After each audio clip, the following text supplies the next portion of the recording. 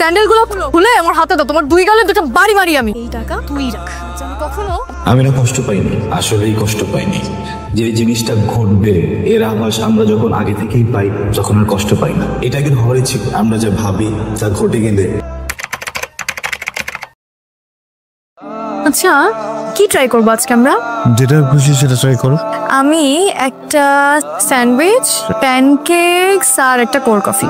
Sure? হ্যাঁ sure. Sure. আচ্ছা order করো। তুমি কি খাবা দেখো? কেমনে খাবো?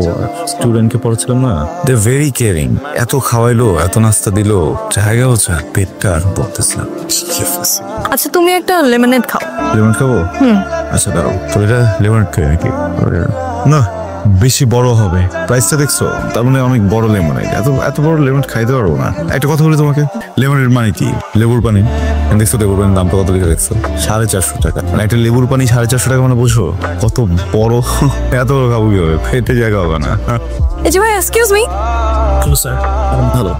আচ্ছা একটা স্যান্ডউইচ হবে, প্যানকেকস আর একটা কফি হবে। কফি? হ্যাঁ।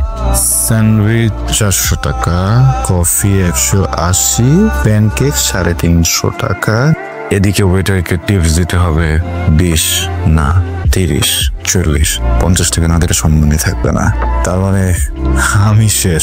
এখন আমার সামনে মেয়েটা খাবে আর আমি অসহায় ভাবে তাকিয়ে দেখবো। আচ্ছা মেয়েরা অর্ডার করার সময় ছেলেদের জিজ্ঞেস করে না কেন যে আজ কত বাজেট আছে তোমার কাছে বাবু? আচ্ছা তোমার আজকে নেক্সট টিউশনিটা কয়টায়? 5টায়। এত বড় ঘরের ছেলে হয়ে টিউশনি করাও কেন? কি দরকার? না করলেও তো পারো। এবার না তো করাই যায়, কিন্তু ওই যে শুধু তো ফ্যামিলিটা বড় না, দু মানুষটাও বড়, তাই না?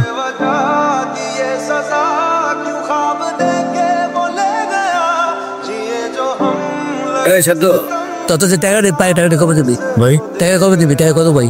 8,000 টাকা পাই তত। হ্যাঁ ভাই ম্যানেজ করে দিয়ে দিতেছি। ভাই তুই একই গান গত 9 মাস ধরে আমার লাগাইতেছস, আর এই গান গাইস না। ভালো মতো কইতাছি, কালকের ভিতরে আমার টাকা দিবি তুই। টাকাটা খুব দরকার। কালকের ভিতরে যদি আমি টাকা না পাই, কালকে কিন্তু বিরাট ফাড়াফাড়ি হয়ে যাবে। কিন্তু আমি লিগের পর আবার ফোন দিব, ওরা কিন্তু ভাই আমি করছি কি ভাই, ঘরে ঘটনা আছে, ফতে ফাটাফাটি করেন না ভাই। আমরা তো একই জায়গায় থাকি। ছোট ভাই আপনি প্লিজ ভাই একটু কনসিডার করেন। আমি আপনাকে রিকোয়েস্ট করছি ভাই, প্লিজ ভাই এইসব লিঙ্ক দেখেন না ভাই। আমার কাছে কিচ্ছু করার নাই। কালকের ভিতরে আমার টাকা দিব হয়। টাকা যদি আমি না পাই তাহলে যেটা খুশি ওটাই। 8,000 টাকা লাগবে? আচ্ছা একটু তার আমি দেখে আসছি নাকি। বাট জান হঠাৎ তোমার টাকা লাগবে যে? এটা ইমার্জেন্সি চলে আসছে। আচ্ছা একটু দাঁড়ো, এখানে হবে মনে হয়, দেখো তো। Thank you. থ্যাংক ইউ বলছো কেন? শোনো, তোমার টাকাই আমার টাকা, আমার টাকাই তোমার টাকা। কি হলো চুপ হয়ে গেল যে? না আচ্ছা শব্দ, তোমার বাবার এত বড় বিজনেস, তুমি বিজনেস জয়েন করো না? না নিজে কিছু করতে চাই। বুঝতে পারছি, বাট আমার তো একটা বিয়ের বয়স আছে তাই না? আমার বাসায় কিন্তু খুবই প্রেশার দিচ্ছে। দেখো চাকরিটা পাওয়া পর্যন্ত একটু অপেক্ষা করো। আর কতদিন ওয়েট করবো? আচ্ছা তোমার কি আমাকে বিয়ে করার ইচ্ছা নাই তাই না? তোমার ফ্যামিলি মনে হয় আমাকে মানবে না। কেমন মানবে না? তোমার ভাবসাব দেখে তো মনে হচ্ছে না, খালি কথা ঘুরাচ্ছ। দেখো আমি আর কোনোভাবে 1 বছর আটকায় রাখতে পারবো, এরপর আমার বাসার মানুষ আর কোনোভাবেই মানবে না। ইউ নো হোয়াট, তুমি আমাকে এই বছরই বিয়ে করবে। কিছু কথা বলার ছিল। আমার মনে হয় তোমার সত্যটা জানা উচিত। কি সত্য? এত সিরিয়াস? আচ্ছা ওয়েট, এখন আবার বললো না যে তোমার 2টা বউ আছে, বাচ্চা আছে। শুনো, তোমার যদি বউ বাচ্চা থাকেও, বউগুলাকে তালাক দিবা আর বাচ্চাগুলো নিয়ে আমার কাছে চলে আসবা। আমি তোমার লাস্ট বউ, বুঝছো? প্রবলেমটা কম না, কিন্তু একটু জটিল। দেখো মিমি, আমার বাবার কোনো ব্যবসা নেই। ইনফ্যাক্ট আমার বাবাই নেই। আমি যখন অনেক ছোট নেই মারা গেছেন। আমি এতদিন তোমাকে সবকিছুই মিথ্যা বলছি। আমার মা আছেন, একটা ছোট বোন, ওরা দুজনই গ্রামে থাকে। আমার মা ছোট একটা চাকরি করেন, একটা এনজিওতে আয়া হিসেবে আছেন। সামান্য কিছু বেতন আসে ওখান থেকে, যেটা দিয়ে ছোট বোনের পড়ালেখা চলে। আমি এখানে যে টিউশনিগুলো করাই, ওই টাকাগুলো খরচ করি না, ওগুলো বাড়িতে পাঠিয়ে দেই। মা বোন ওটা দিয়েই চলে। দেখো আমি যে রেস্টুরেন্ট তো অনেক পরের বিষয়। আমি যে মেসে থাকি, ওখানে যে মিল খাবো 3 বেলা, ওইটার টাকাটাও থাকে না আমার কাছে। ওই স্টুডেন্টদের ওখানে যাই গিয়ে নাস্তা খেতে দেয় না, ওইটা দিয়ে সারাদিন চলি। এই জন্য একটু অকওয়ার্ড হয়ে মাঝে মধ্যে বিয়ের টাইমে পড়াতে যাই। ওই 3 বেলা খাবারের যে সময়টা, ওই সময়টাতে যাই যেন একটু ভারী নাস্তা দেয়। হ্যাঁ খুবই সরি, মানে খুব গিল্ট কাজ করে ভিতরে, কিন্তু কি করবো বলো, ভালো তো বাসি অনেক, মিথ্যাটা বলতে চাইনি, সরি। Very bad joke. তো বাজে জোক করো, এটা জোক ছিল তাই না? তুমি এতদিন আমাকে মিথ্যা কথা বলছো।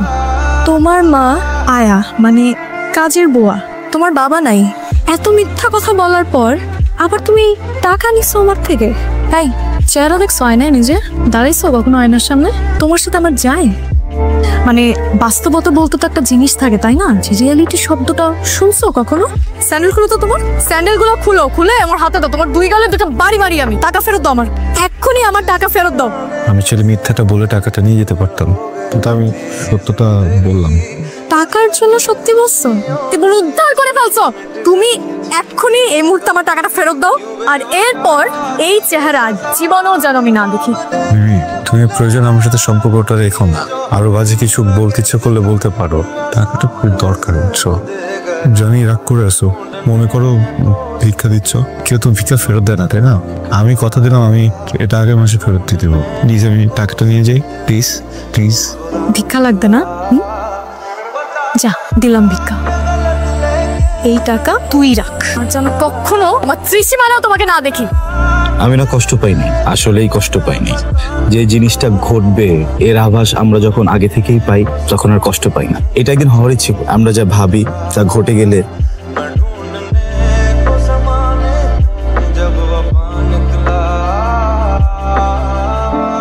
কি সুন্দর মানুষ, কি সুন্দর করে ভাত খায়, দেখতেই আরাম লাগে, কিন্তু আমার পেটে ব্যারাম লাগে।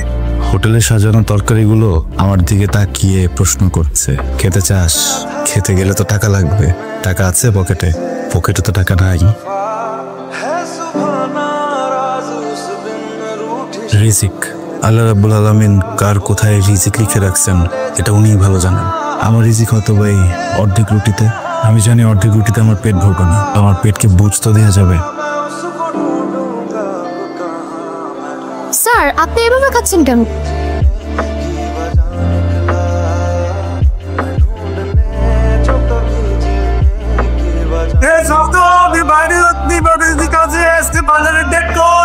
ঠিক আছে, টাকা রাখছস কই?